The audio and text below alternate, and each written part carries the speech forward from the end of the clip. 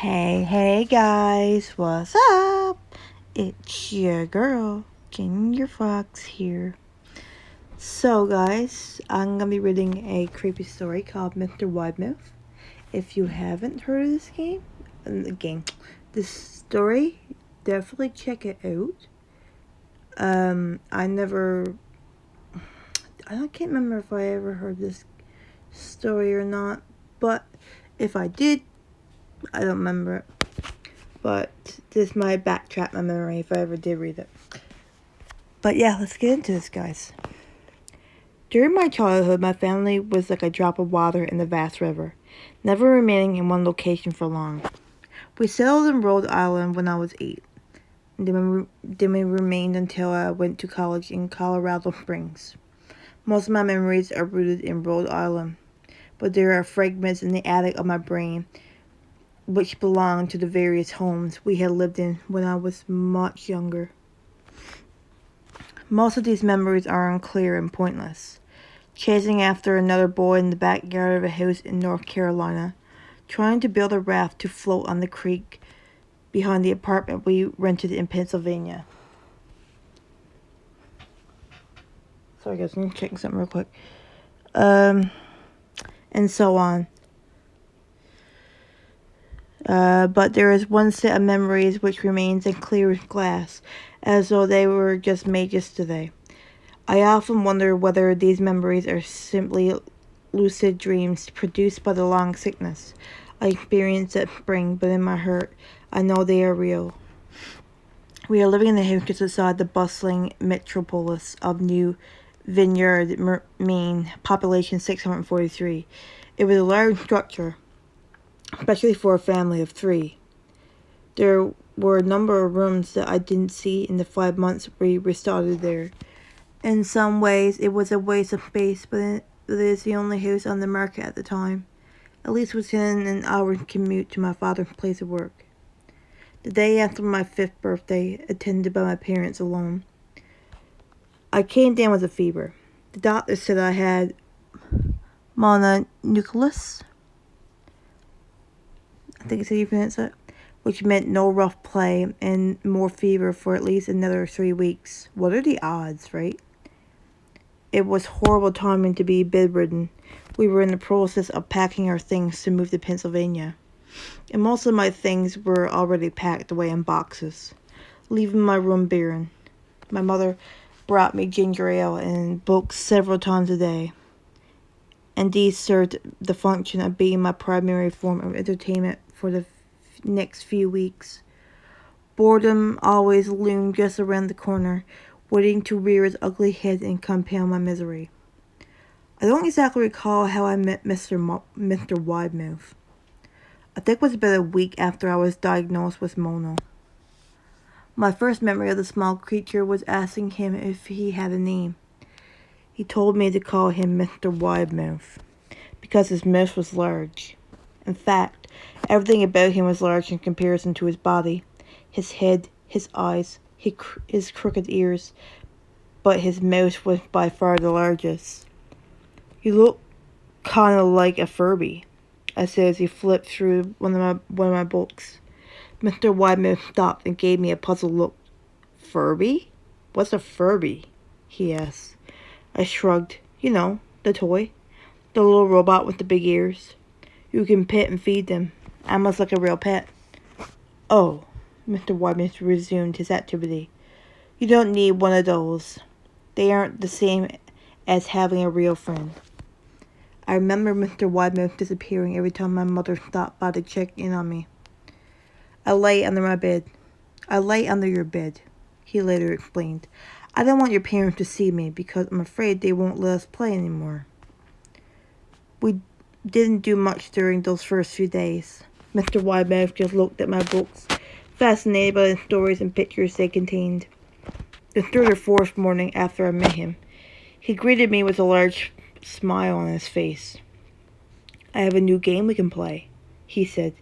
"We had to wait until after your mother comes to check on you, because she can't see us play it. It's a secret game." After my mother delivered my books and sold it at the usual time, Mr. Widemouth slipped out from under the bed and tugged my hand. "We have to go to the room at the end of the hallway," he said. I objected at first, as my parents had forbidden me to leave my room without their permission, but Mr. Widemouth persisted until I gave in. The room in question had no furniture or wallpaper. Its only distinguishing feature was a window opposite the doorway. Mr. Widemouth darted across the room and gave the window a firm push, flinging it open. He then beckoned me to look out at the ground below. We were on the second story of the house, but it was on a hill, and from this angle, the drop was farther than 2 stories due to the incline. "I like to play pretend up here," Mr. Widemouth explained. "I pretend that there is a big, soft trampoline below this window, and I jump. If you pretend hard enough, you bounce back up like a feather. I want you to try." "That's not a good idea." No.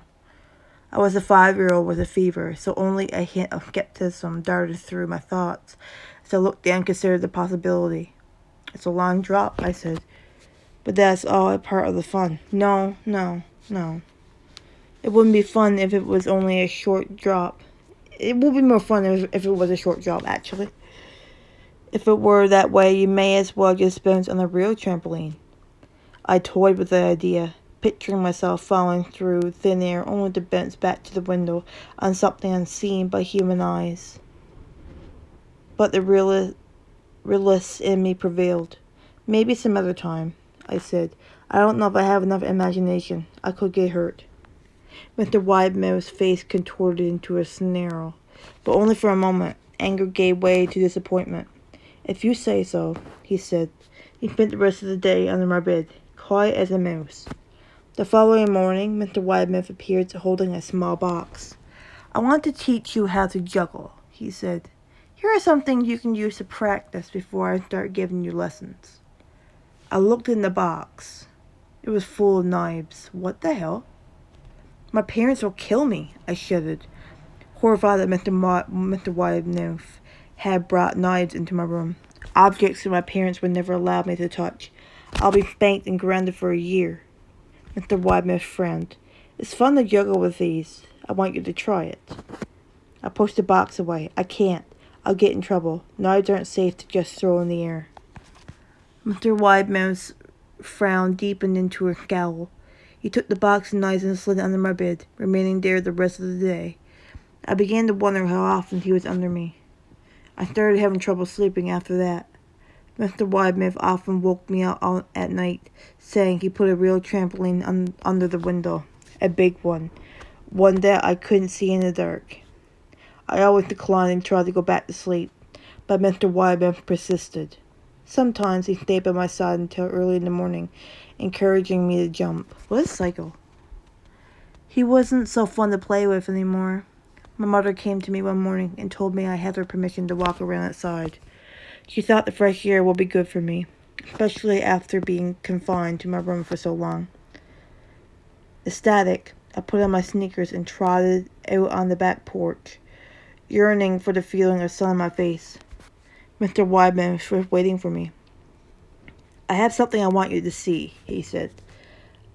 I must have given him a weird look because he then said, "It's safe, I promise." I followed him to the beginning of a deer trail which ran through the woods behind the house. "This is an important path," he explained. "I had a lot of friends about your age. When they were ready, I took them down this path to a special place. You aren't ready yet, but one day I hope to take you there." I returned to the house wondering what kind of place lay beyond that trail. 2 weeks after I met Mr. Widemouth, the last load of our things had been packed into a moving truck. I would be in the cab of that truck, sitting next to my father for the long drive to Pennsylvania. I considered telling Mr. Widemouth that I would be leaving, but even at 5 years old, I was beginning to suspect that perhaps the creature's intentions were not to my benefit, despite what he said otherwise. For this reason, I decided to keep my departure a secret. My father and I were in the truck at 4 a.m. He was hoping to make it to Pennsylvania by lunchtime tomorrow with the help of an endless supply of coffee and a six-pack of energy drinks. He seemed more like a man who was about to run a marathon rather than one who was about to spend 2 days sitting still. Early enough for you? He asked. I nodded and placed my head against the window, hoping for some sleep before the sun came up.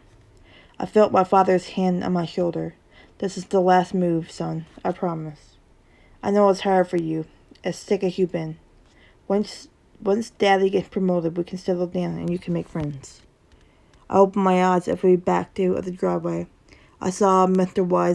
Widemouth's silhouette in my bedroom window. He stood motionless until the truck was about to turn onto the main road. He gave a pitiful little wave goodbye, steak knife in hand. I didn't wave back. What the hell? Years later, I returned to New Vineyard. The piece of land our house stood upon was empty except for the foundation. And the house burned down a few years after my family left. Out of curiosity, I followed the deer trail that Mr. Widemouth had shown me. Part of me expected him to jump out from behind a tree and scare the living bejesus out of me. But I felt that Mr. Widemouth was gone, somehow tied to the house that no longer existed. The trail ended at the New Vineyard Memorial Cemetery. I noticed that many of the tombstones belonged to children. What are the odds? That is so disturbing, y'all. Gross. Good thing you didn't follow him. Jesus.